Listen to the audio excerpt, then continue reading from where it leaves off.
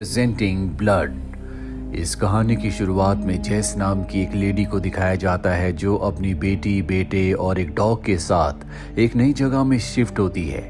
लेकिन जेस को नहीं पता होता कि उसी के घर के पास एक ऐसी झील है जो पूरी तरह से सूख चुकी है और उस सूखी हुई झील में एक सूखा हुआ पेड़ है जो कि बहुत ही डरावना होता है। जेस दरअसल इस नई जगह में अपने दोनों बच्चों के साथ इसलिए शिफ्ट हुई है क्योंकि वो अपनी जिंदगी की एक नई शुरुआत करना चाहती है। पहले वो बहुत ज्यादा नशा करती थी जिस वजह से उसके दोनों बच्चे उसके हस्बैंड के साथ थे और वो अपने पिता से बहुत करीब थे। लेकिन अब जेस ने अपनी जिंदगी में हर तरह के नशे को छोड़ दिया है और अपने बच्चों की कस्टडी अपने पास ले ली है। वहीं बाहर जेस का बेटा ऊपर मचान से नीचे सूखी हुई घास पर जंप मारता है जिससे जेस डर जाती है और वो उसे कहती कि आज के बाद तुम ऐसा नहीं करोगे। दरअसल जेस नहीं चाहती कि किसी भी लापरवाही की वजह से उसके बच्चों की कस्टडी उससे वापस ले ली जाए। जेस का बेटा अपनी मॉम से कहता है कि आज के बाद मैं ऐसी गलती कभी नहीं करूंगा और ये तीनों की तीनों अंदर चले जाते हैं। लेकिन इनका जो डॉग होता है वो जंगल की तरफ अजीब नजरों से घूर घूर कर देख रहा होता है। ऐसा लगता है मानो जैसे वो किसी को देख रहा है लेकिन सामने कोई भी नहीं होता। अब रात को जब सब बच्चे सो जाते हैं तो जेस देखती है कि उनका डॉग अब भी घर के बाहर है और वो जंगल की तरफ अजीब नजरों से देख रहा है। लेकिन जेस इस बात पर ज्यादा ध्यान नहीं देती। अगली सुबह जेस अपने दोनों बच्चों को लेकर अपने एक्स हस्बैंड यानी कि बच्चों के फादर के पास ले जाती है। जेस का एक्स हस्बैंड उसे एक एनवलप देता है जिसे वो खोल कर नहीं देखती और इसके बाद वो काम पर चली जाती है। दरअसल वो एक नर्स है। वहीं जेस के दोनों बच्चों को दिखाया जाता है जब वो घर वापस आते हैं। उसके बाद वो फिशिंग के लिए जाते हैं। लेकिन जब वो झील के पास पहुंचते हैं तो देखते हैं कि झील पूरी तरह से सूख चुकी है। वहां पर एक डेड ट्री भी है और तभी उनका डॉग झील की तरफ भागता है जो झील के मड में फंस जाता है। ये दोनों किसी तरह से डॉग को निकाल कर बाहर लाते हैं और जब दोनों घर पहुंचते हैं तो जेस देखती है कि उसके बच्चों के कपड़े बहुत गंदे हैं। वो कहती है कि आज के बाद उस झील में कभी मत जाना और इस तरह से इनका एक और दिन यहाँ पर बीत जाता है। अगली सुबह जेस देखती है कि उनका डॉग जंगल की तरफ देखकर भौंक रहा है और बहुत डरा हुआ होता है और तभी अचानक से वो जंगल की तरफ भागना शुरू कर देता है। उसका बेटा भी उसके पीछे भागता है लेकिन तभी वो कटीली तारों से यानी कि फेंस से टकरा जाता है जिसका मतलब ये है कि वो यहाँ से आगे नहीं जा सकता। इसीलिए उसे घर वापस लौटना पड़ता है। वो पूरा दिन उसका इंतजार करता है लेकिन उसका डॉग वापस नहीं आता और अगली सुबह वो अपने डॉग को ढूंढने के लिए निकल पड़ता है। उसने बहुत सारे ब्रोशर्स बनाए होते हैं ताकि किसी को भी उसका डॉग मिले तो वो उसे इन्फॉर्म कर दे। जेस अपने बेटे को ढूंढते हुए उस तक पहुंच जाती है और उसे समझाती है कि डॉग वापस अपने आप ही घर आ जाएगा। इसीलिए उसका बेटा घर आ जाता है और रात को जब इस सब के सब घर के अंदर होते हैं तभी जेस का बेटा देखता है कि बाहर डॉग है। वो भागता हुआ उसके पास जाता है लेकिन अब ये वो डॉग नहीं रहा जो घर से भागा था। इनके डॉग की आंखें पूरी तरह से पीली हो चुकी है। ऐसा लगता है मानो इनके सामने कोई शैतान हो और तभी वो जेस के बेटे के ऊपर हमला कर देता है और उसे बुरी तरह से जख्मी कर देता है। उसके गले पर भी काट लेता है। इसीलिए जेस अपने बेटे को हॉस्पिटल ले जाती है जहाँ पर उसका एक्स हस्बैंड भी आता है। जेस के ऊपर चिल्लाता और कहता है कि तुम एक लापरवाह इंसान हो, तुम्हारी वजह से मेरे बेटे की आज ऐसी हालत हुई है। जेस कहती है कि जिस डॉग ने हमारे बेटे के ऊपर हमला किया है वो डॉग तुम ही उसके लिए लाए थे। और इसके बाद जेस का हस्बैंड वहां से चला जाता है। धीरे धीरे जेस के बेटे की तबीयत ठीक होना शुरू हो जाती है लेकिन यहाँ पर एक अजीब सी बात हो रही होती है। उसे खाना बिल्कुल भी अच्छा नहीं लगता। ऐसा लगता है जैसे मानो ये खाना वो खाना ही नहीं चाहता और एक दिन उसकी तबीयत बहुत ज्यादा खराब हो जाती है। उसे दौरे पड़ना शुरू हो जाते हैं। डॉक्टर उसे बेहोशी का इंजेक्शन देकर उसके ब्लड टेस्ट करते हैं लेकिन उसमें भी डॉक्टर को कुछ नहीं पता चलता कि जेस के बेटे के साथ ऐसा क्यों हो रहा है। कुछ देर बाद जेस का बेटा जब होश में आता है तो वो उस रक्त को जो उसे चढ़ाया जा रहा होता है उसे पीना शुरू कर देता है। जेस देखकर हैरान हो जाती है पर वही बात किसी को नहीं बताती।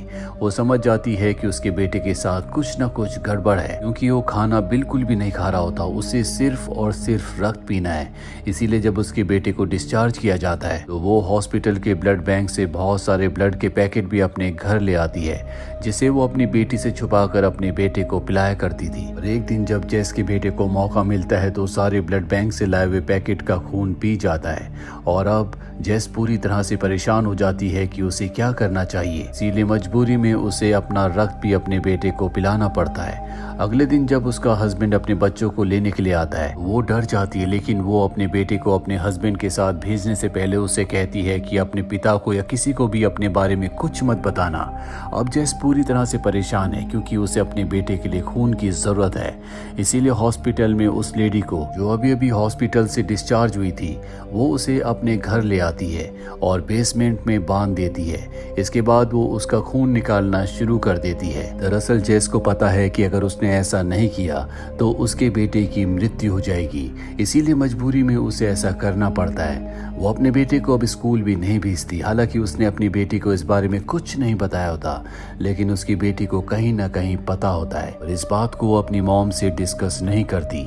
एक दिन उसकी बेटी देखती है कि बेसमेंट के दरवाजे पर ताला लगा हुआ है, इसीलिए बाहर से वो बेसमेंट के अंदर देखती है, जहाँ पर उसे वही लेडी बंधी हुई दिखती है। वो किसी तरह से अंदर जाती है और उस लेडी को खोल देती है, पर तभी वहाँ पर जेस आ जाती है। इसे देखकर उसकी बेटी छुप जाती है, पर जेस को पता चल जाता है कि उसकी बेटी यहीं पर है और अब वो अपनी बेटी को अपने साथ ऊपर ले जाती है और उसे बताती है कि अगर मैंने ऐसा नहीं किया तो हम तुम्हारे भाई को खो देंगे। ये सब बातें सुनने के बाद जेस की बेटी उसका साथ देने के लिए तैयार हो जाती है। अगले दिन जब जेस नीचे बेसमेंट में जाती है तो वो बूढ़ी औरत कहती है कि मैं तुम्हारा साथ देने के लिए तैयार हूँ। जेस उसे खोल देती है, जिसके बाद वो उसके ऊपर हमला करके वहाँ से भागने की कोशिश करती है और ठीक उसी वक्त बाहर पुलिस भी आ जाती है, जो उसी बूढ़ी लेडी को यहाँ पर ढूंढने के लिए आई होती है जिसे जेस ने अगवा किया है। पर इससे पहले कि वो बाहर जाती, जेस पीछे से उसके ऊपर हमला करती है जिससे वो बेहोश हो जाती है और इसके बाद बाहर जाकर वो पुलिस को कहती है कि मैं उस लेडी के बारे में कुछ भी नहीं जानती। अगले दिन जेस के दोनों बच्चे अपने फादर के घर जाते हैं और वहाँ पर जेस का बेटा अपनी स्टेप मदर यानी कि उसके फादर की जो नई वाइफ है उसे बड़े ध्यान से देख रहा होता है। जेस की बेटी ये देख लेती है। इसके बाद वो उसे गाड़ी के पास लाकर कुछ पीने के लिए देती है जो उसकी मॉम ने उसे दिया था और ये खून है। और अब जेस की बेटी समझ चुकी है कि उसका भाई अपने ऊपर से कंट्रोल खो रहा है और ये बात घर आने के बाद वो अपनी मॉम को बताती है और जेस किसी भी कीमत पर अपने बेटे को जिंदा रखना चाहती है, इसीलिए वो तय करती है कि वो उसकी मदद करेगी। वहीं जिस लेडी को उसने किडनैप किया होता है वो किसी तरह से घर से बेसमेंट से भाग जाती है और जब वो जंगल की तरफ भाग रही होती है तो जेस का बेटा भी उसका पीछा करता है। उसे सामने नहीं दिखता और वो फेंस से टकरा जाती है जिससे उसकी मृत्यु हो जाती है।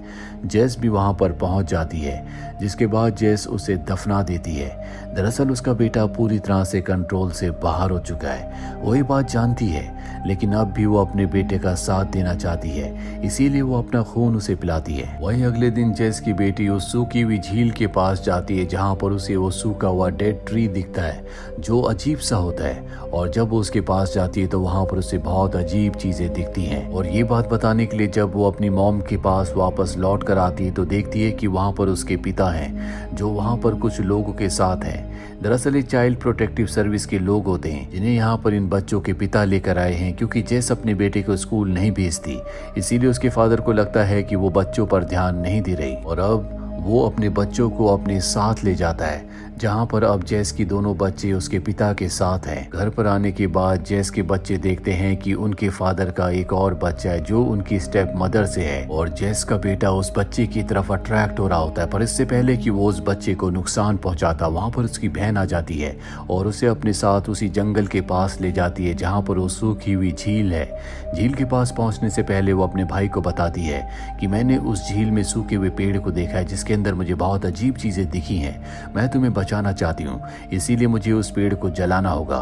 और जैसी वो जलाने की बात करती है उसका भाई उसके ऊपर अटैक कर देता है। वो अपनी जान बचाने के लिए भागती है, लेकिन उसका भाई यहाँ पर पूरी तरह से बदल चुका है। वहीं इन बच्चों का पिता यानी कि जेस का एक्स हस्बैंड उसके घर पहुंच जाता है। वो अपने बच्चों को ढूंढने के लिए यहाँ पर आया है, जिसके बारे में जेस को कुछ पता नहीं होता।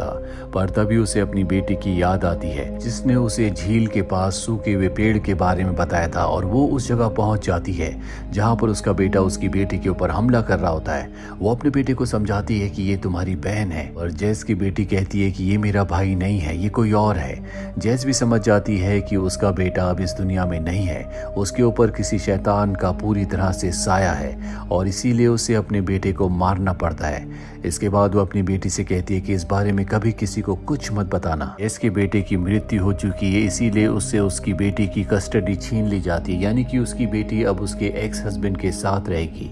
और अब जैस उस झील के पास जाती है और उस सूखे हुए पेड़ को जला देती है। जैस इसके बाद अपने लिए एक और डॉग ले आती है। उसके साथ वो शाम को जब खेल रही होती है तभी वो बॉल फेंकती है और जब वो डॉग बॉल लेने के लिए जाता है तो अचानक से रुक जाता है और ठीक उसी तरह से जिस तरह से इनके पहले डॉग ने एक तरफ देखना शुरू कर दिया था, ये भी उसी तरफ देख रहा होता है और ये वही डायरेक्शन होती है जहां पर वो सूखा हुआ डेड पेड़ था। जिसका मतलब ये है कि जेस के उस पेड़ को जलाने के बाद भी वो चीज़ जो उस पेड़ के अंदर थी, जिसकी वजह से जेस ने अपने बेटे को खो दिया, वो अब भी आसपास ही मौजूद है। और इसी के साथ ये फिल्म, ये कहानी यहीं पर ख़त्म हो जाती है। उम्मीद करते हैं कि ये कहानी आपको पसंद आई होगी।